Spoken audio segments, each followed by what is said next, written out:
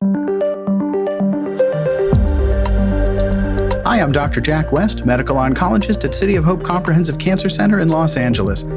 This is West Wind, a podcast focusing on the intersection of cancer care, emerging technology issues in medicine, and healthcare policy. You can find information about subscribing at beaconmedic.com or wherever you find your podcast content. Please leave a review, especially if you like this, and we'd also love to get your feedback at westwindpodcast@gmail.com. I'm joined today by Dr. Hossein Borghaei, who is a professor in the Division of Medical Oncology and the Director of Thoracic Oncology at Fox Chase Cancer Center in Philadelphia, Pennsylvania. Thanks so much for joining us. Thank you. It's great to be here. Let's start with going back to your childhood and your move over here, because I know you've been in Philadelphia now for decades, but it wasn't always that way. You were raised elsewhere, so can you talk a little bit about that? Sure. So I was born and raised in Tehran, in Iran. I have two younger brothers. You know, my extended family, everybody lived in Iran until the Iranian Revolution in 1979 and the ensuing war with Iraq that started about a year and a half after the revolution, if I remember correctly. So I was in junior high school when the revolution happened, and then high school when the war with Iraq started. Bypassing a little bit of a family history and situation in Iran, the decision was made by my parents when I was 16 that it was better for me and my brothers gradually to leave Iran. And since I am the eldest son, and I was closer to being taken to war and things like that, even though I was 16, my parents decided to try to do whatever they can to get me out of the country. Yeah, I really was not part of the conversation as much. I mean, I knew there were discussions about getting me out. You have to realize by then, most of the universities were closed down in Iran, again, because of the situation post-revolution. There was really no clear path forward, and it wasn't really clear what was going to happen to a lot of people who were coming out of high schools. So my parents, as I said, decided that they had to use whatever resources they had to get me out of the country. So I left Iran when I was 16, and I went to, back then, it was West Germany. Mm-hmm. But you did that alone, correct? Yeah, so it was actually my brother and I left together. Again, I don't want to get into details of why my brother was with me and all of that, but my middle brother was with me, came to West Germany where my mom's cousin had a very successful business. He was a merchant and dealing with, back and forth within Germany and Iran, other countries doing rugs and things like that. So he was well established in Germany. So with him being in Hamburg, West Germany back then, I sort of landed there with my brother, and 2 or 3 weeks after that, my brother went back to Iran. He was at that time only about 14, and I remained in Germany. This cousin of my mom was able to find a little room for me with a German gentleman who had extra room that was renting, and I stayed in Germany by myself. It ended up being for about a year or so at that time. I was trying to stay in Germany because, during the Iran-Iraq war, and also because of the hostage situation in Iran, Iranians were not welcome to apply for visas to come to the US, and the situation just wasn't good. So I was trying to stay in Germany, but I was underage. I didn't have a guardian in Germany, so according to the rules back then, I couldn't just stay in Germany by myself. And, when I think about it, there were so many, what seems to me now ridiculous scenarios that I had to go through. Can I find somebody who would adopt me as a 16-year-old so I can stay? But that sort of was just absolutely wrong in my mind, that I didn't want to entertain that idea. German immigration was very difficult to deal with. Obviously, again, I'm not blaming them, understandably, having a 16-year-old Iranian who, again, back then, Iran's relationship, very much like what it is now with the West, wasn't really all that good. there was this theory that if any country allowed Iranian or Iraqi kids to leave their country and go to other countries, that's sort of helping the other side, meaning that you take Iranian soldiers away, it helps Iraq, or if you take Iraqi potential soldiers away. It's just the most ridiculous arguments I used to hear from German immigration and judges and things like that back then. Nonetheless, I was able to study German with the hope that, if I hired a lawyer and things like that, I would eventually be able to stay and go to school. But it didn't pan out. I learned German, but then through various circumstances that my parents were able to help out, I was able to secure a student visa from Vienna to come to the U.S. Now, the U.S. situation was also kind of interesting.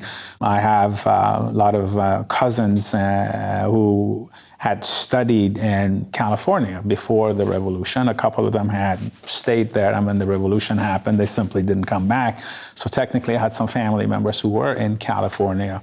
But colleges in California were a little bit more resistant to the idea of having, again, Iranian students who had not really, or high school even, had been in the country to be accepted there. I got to say that I had sort of in an accelerated program in Iran, and I was, pretty much done with most of my high school work because of the accelerated work that we had done in Iran. So I was basically ready to apply to colleges and things like that, even when I was in Iran. But when I moved to Vienna, again, through legal means, we were able to hire a lawyer who was an immigration lawyer. Again, my parents did most of the work, and I think they must have paid some substantial amount of money back then, which is, 1982, 83 time frame. And I was able to get a 4-year student visa, and I came to Philadelphia because back then, there was a push by some colleges in the U.S. to allow Iranian and some Middle Eastern kids, including Iraqi kids, to come out of that area and enter the U.S. I think one of the first really lucky events that happened to me is the fact that I was able to get an acceptance letter from this little Catholic liberal college in Philadelphia called St. Joseph's University. Their mission really was, I think, to some extent, to accept as many of us, because when I finally got to St. Joe's, there were, I think, 20 or 30 other Iraqi and Iranian kids who had gotten accepted at the same time. And that was an incredible help for those of us who were able to get in.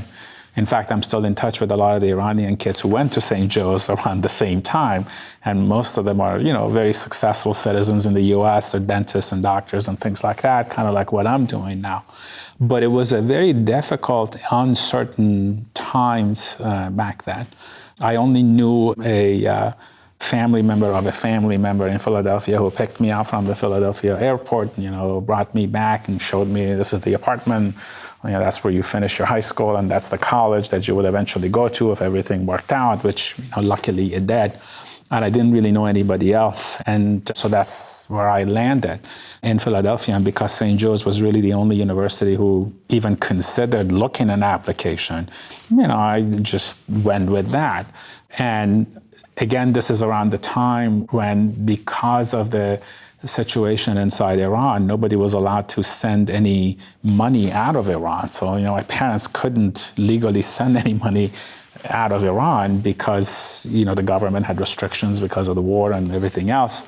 So I sort of had to learn from other Iranian students who had gotten stuck in the US after the revolution how to live and how to go to school, meaning that a bunch of these kids had come to the US before the revolution and before the hostage crisis. Right after the revolution and the hostage crisis, all funding was cut off. So, there were, 50 to 100 Iranian students at various universities who all of a sudden didn't have any funding. So they had to learn to go get jobs and try to pay for tuition. Some colleges worked with them. Some colleges decided not to work with them. So again, there was this, I don't know what you call it, a bunch of immigrant students who were left without any support and sort of became one of them. Can I just ask you, Yeah. were you solid in English at that time, Yeah. or were you learning as you go? No, because as part of this accelerated program from elementary school all the way through high school and all that, I'd learned English. My English was actually pretty good, and actually that's one of the reasons I was able to get out of Iran to go to Germany. And again, I can't get into that story too much, but one of the reasons I was able to get an exit visa out of Iran to come out is because my English was good. Mm-hmm. And when I came here, I had to take the TOEFL exam, as they call it, test of foreign languages, test of English as a foreign language. And I was easily able to pass that, and that allowed me to sort of again go through the couple of months of high school, sort of finish that, and go to St. Joe's directly. And then I imagine that with you not having any real family or other connections here, you must have been pretty close with the other Iranian boys who were there. Yeah, I mean, it was a close-knit society. I actually ended up living with 5 or 6 other kids in one house in West Philadelphia, which, back then wasn't really a good neighborhood. In fact, I remember my freshman year, on my way to my final exam for general chemistry, I was held right at my doorstep at gunpoint, and my wallet and my watch was taken, and one of them wanted to take my book back, and I begged with them. I said, I have an exam, my book is in this bag, I need it. So they threw the backpack at me, and they let me go.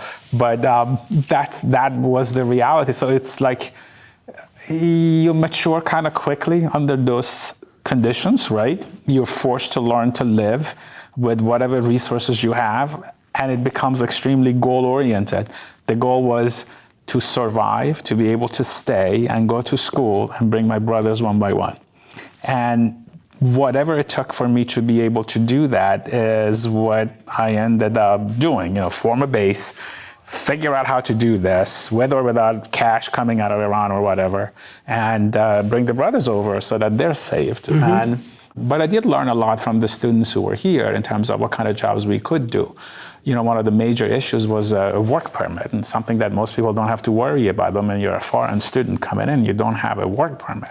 So I had to go through St. Joe's and sort of beg the university to appeal on my behalf. And again, the amazing thing about St. Joe's back then was, and I owe them so much, is that they provided a lot of that help for us. I mean, I cannot tell you how nice they were to us, especially when they realized, we were serious about studying and all that. I often joke that, I got, in my 3rd year at St. Joe's, I got a Jesuit scholarship. I often have said I'm probably the first Muslim student to get a Jesuit scholarship at a Catholic school. I cannot prove that, of course, but I think it's a good joke. But they actually covered 50% of my tuition in my thing, which was immensely helpful, because by then, I was working in various pizza shops. I was selling hot dogs on street corners in between classes, or, sometimes I would work in the morning and take evening classes, or sometimes I would work in the evening and take morning, depending on the availability of the classes. Declared myself a biology major because I was naive enough to say, I'm just going to go to medical school. And every single individual I came in contact with said, you're crazy. You're never going to be able to go to medical school in the US. It's expensive. You can't afford it. You don't have a green card. You can't get loans, and you're just wasting your time. And then my backup plan was, well, even if I cannot go to medical school, maybe I get a master's degree, maybe I get a PhD in sciences, and by then, if I have to go back to Iran, at least I'll go back with a more advanced degree. Okay, so I'll finish a couple of years of military, and if I survive, maybe I can get a job. So the plan was always like that. But I always thought that if I can, that's what I want to do. I want to try to go to school, but everybody was negative about it, even my own advisors, who sort of never saw a path forward. But, long story short, gradually my middle brother came, and eventually my youngest brother came, and eventually my parents came. And by then, we figured out that between all of us holding different jobs, my parents opened a bakery. We, for a short time, had a pizza shop of our own. We did whatever it took as typical first-generation immigrants coming to the U.S. to survive. But all 3 kids, we decided that, our parents basically destroyed their lives back in Iran, selling whatever they could to get us out of Iran so that we can go to school and have a future here. That was always the goal. And we understood that. If our parents made that sacrifice, it was easy for us to work in a pizza shop and go to school so that we can become successful. And that was always the option. The option never was just to work and survive. The option was, no, you work and survive, but you got to go to school and get an advanced degree. And very typical of Iranian families now that you see in most of the US right now. But it worked out. And that's one of the amazing things about this country, which I think, and I don't want to get political, but I think that's what we've lost. I don't think you can get kids out of Iran the way my brothers and I did. Bring them here, let them go to school, let them work and make something of themselves, because the schools are more expensive, the jobs are not as available. The system is not set up to have the American dream be realized by more foreigners the way we were able to do. And I think that's the shame of it. Some of it is just the economy. Some of it is the way the college expenses have become astronomical and unaffordable by most people. And some of it is just the politics of not wanting Muslims or Iranians or immigrants in general to come into the country, even though there are plenty of examples of very successful immigrants like me and my brothers who have come and made something and have become useful citizens. We always remember the bad apples and the few that get into trouble, but we sort of tend to forget all the successful ones.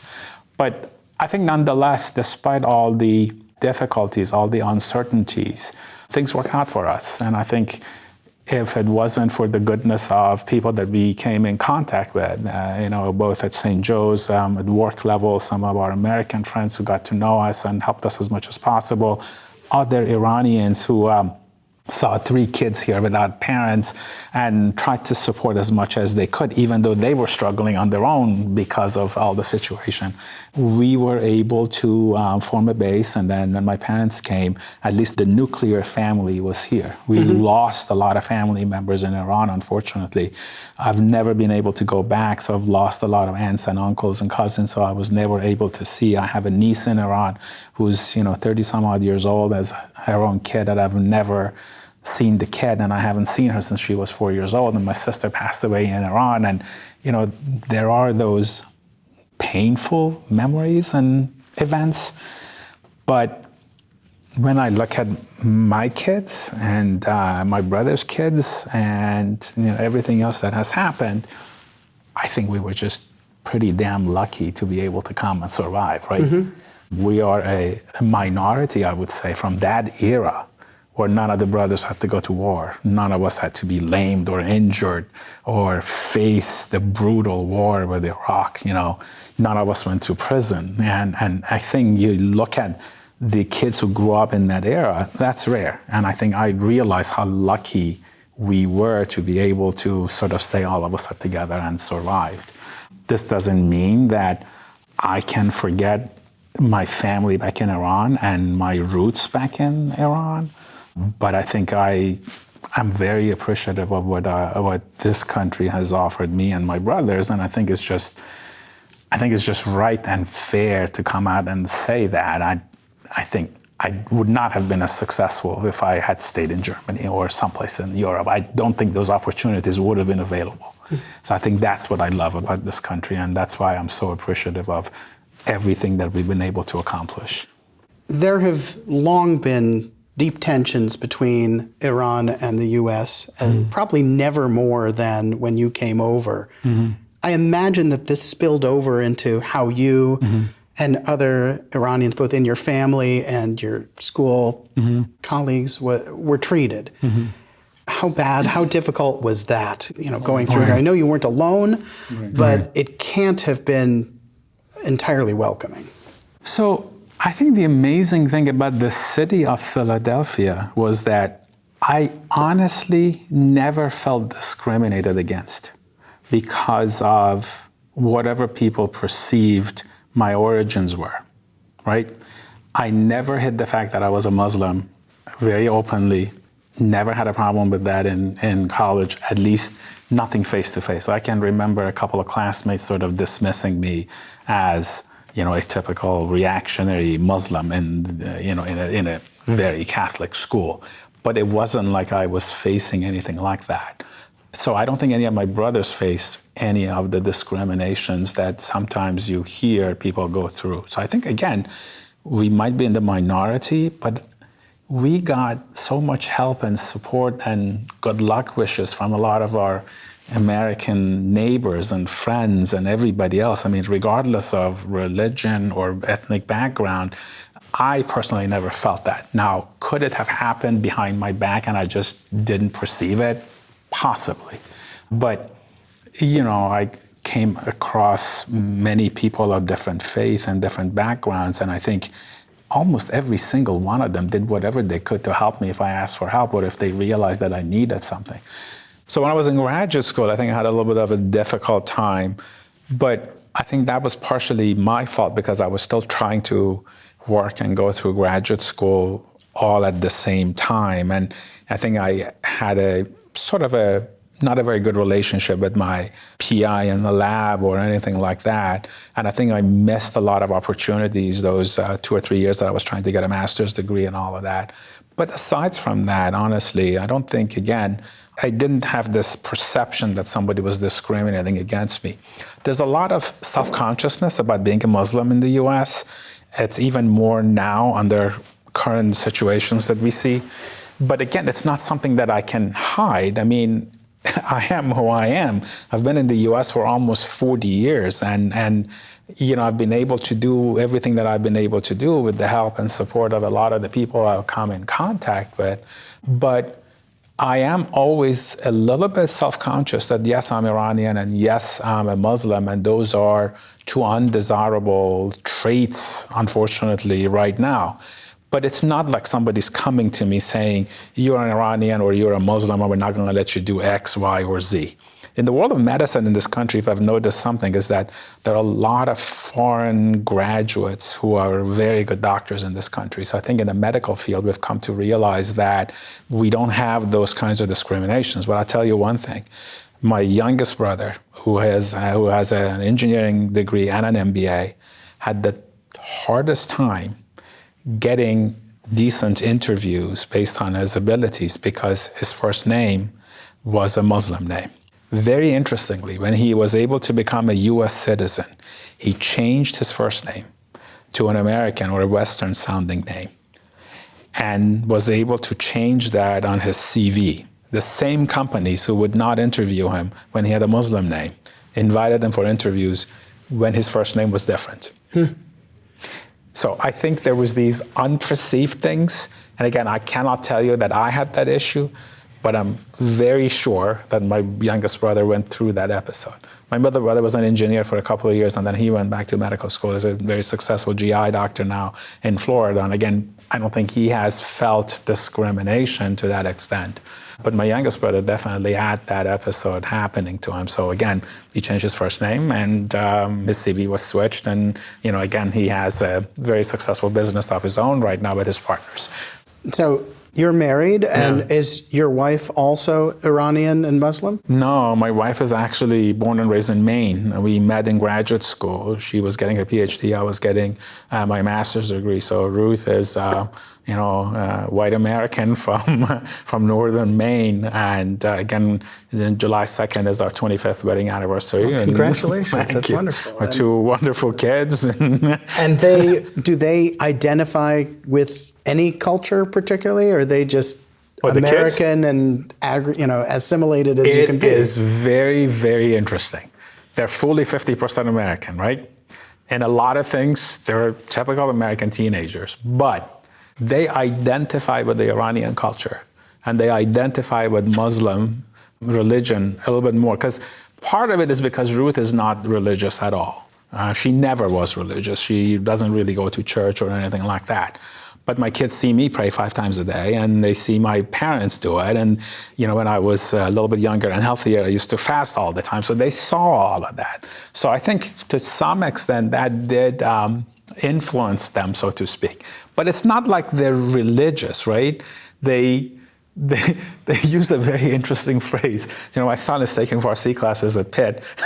And during one discussion, somebody asked him, where are you from? Or where are your parents from? And he said, Well, my mom is from Maine, and so my mom is white, but my dad is Iranian. And another Iranian professor had yelled at him saying, well, why do you say it like that? Iranians are considered to be white also. So there's this dichotomy that they have, because they don't exactly look white, and they don't exactly look like fully Iranian, although they have darker features. So for whatever reason, they're identifying more with the Iranian side of things right now. But they are aware that things are not easy for Iranians and Muslims. Yeah, they're smart kids that listen to the news. They're very politically active and able to analyze all of that. But I have noticed this very interesting sort of association that they mostly lean towards that side of it, but very American in everything else. They want the liberties, they want their voting rights. They're socially aware of all the stuff that it's going on around us. So from those perspectives, they're very American. More, at least myself, most Iranians, I think we become conservative. I've sort of learned not to express my political views or sometimes my social views, because that was never allowed when I was growing up, and I think that has had a major impact on me. I think even on something like Twitter, which I know you are very active on, I am very hesitant to express opinions, and I see even now. I mean, but even intellectual, medical opinions, or is it just political, social ones? Well, I mean, particularly political, social one, but I think there is a cultural thing. I don't think I grew up in a situation where I can come out and say, I am an expert and therefore I have this opinion and therefore I'm going to say it. I don't know how to explain it, but I feel that bit of inhibition in me, that I never feel comfortable to come and say, I'm an expert in this field and this is what I think is going on. Whereas I see a lot of my colleagues who were born and raised in the US are a lot more liberal in sharing their ideas and opinions medically or politically or socially or anything like that. But I sort of feel that inhibition, and I don't know why, and I don't know how to get rid of it or how to overcome it. But it sounds like your kids don't have those inhibitions, and you're okay with that? Oh, my God, no. I mean, you got to see the way they talk to me. If I ever talk to my dad like that, no, I'm fine with it, because I really don't think that strict upbringing that I had was necessarily good. To some extent, it can impact critical thinking if you constantly feel that, well, it doesn't matter if I have an opinion because nobody's going to care or nobody's going to listen. Yeah, I think to some extent I still have that kind of an idea holding me back, which I think is wrong and it's not healthy, but I haven't been able to shake it. But my kids don't have that, and I think that's perfectly fine. Again, my kids don't necessarily believe all the religious stuff that I believe in. Not that I'm super religious, obviously, but they don't necessarily see a need for a religion, right? Which is fine. I think we haven't had anything good coming out of organized religion, no matter what you look at, again, without getting political or anything like that. But yeah, I think it's healthier for them to be able to express their opinions. And as long as they do it in a polite and logical way, I'm perfectly good with it. Now, you said your parents have also come to join you, and they're in Philadelphia as well? Yeah, they live about 5 or 6 minute drive from me. Are they somewhat Americanized at this point, or are they still Iranians in America with their own mindset? My dad never adjusted to living in the US. He was obviously a little bit older when he came. And you have to remember, my dad had quite a status back home, right? And he lost all of that. I think it's been a lot more difficult for him. I think the first couple of years, this is a joke among Iranian communities. My dad lived out of his suitcase because every day he said, these guys are probably going to go. And he was sort of thinking something like that, or things are going to get better and we're going to go back to Iran. So I think he has had a very hard time adjusting to life in the US, even after all these years. My mom is a superhero. She was in the US, she was in Philadelphia probably for maybe 8 weeks. She knew more places in Philadelphia than I did. She would get on a bus with her broken English and would drag my dad and go all over the place. She had found herself and my dad English classes that they could go to for free, basically. She would learn all the shopping places. She knew everything about where to go to get whatever she wanted. So she completely adjusted. The bakery idea was hers. She's always been a great cook and a great baker. She had training for it. She came here, everybody has a business, we're gonna do it. I mean, from what and how, it didn't matter. She decided that we're gonna do it, and she did it. So she adjusted a lot better. She was able to form a lot of friendships with Americans, with other Iranians.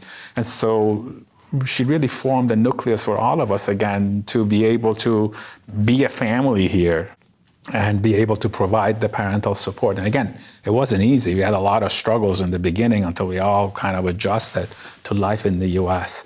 But I don't think my dad ever really adjusted. But my mom is perfectly happy. They go back to Iran every 2 or 3 years. My dad is a lot older now. Traveling is very difficult for him. He went to Iran about a year and a half ago, and he said goodbye to everybody in the family because he didn't think he can go back again. But those things aside, I think overall, my mom did a lot better with life in the US than my dad did. We'll continue our discussion with Dr. Hossein Borghaei in the next episode. Thanks so much for joining me today for this West Wind podcast. We hope you'll be interested enough to subscribe either by checking out the options at beaconmedic.com or looking for West Wind Podcast on iTunes or wherever you find your audio content. Please take the time to submit a review, and we'd also welcome your feedback at westwindpodcast@gmail.com. Until next time, this is Dr. Jack West. Thanks for listening.